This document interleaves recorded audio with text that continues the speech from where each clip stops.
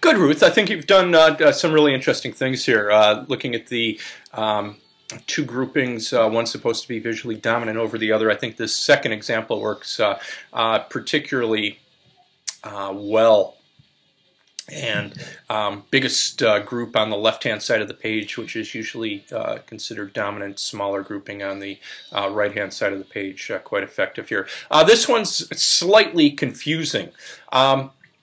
The bigger group on top should be visually dominant, but because you've given it this arc to it, it makes it look like this grouping here is controlling this space. So I'm not exactly sure which one you intended to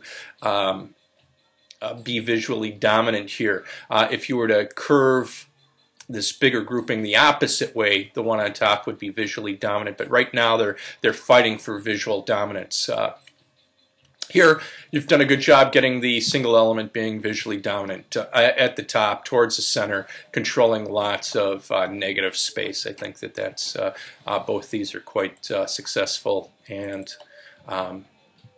these two I think are interesting too. You've got different configurations for your dominance, but roughly visually equal, not perfectly visually equal, but roughly, and I think that you get the idea here of visual dominance quite well.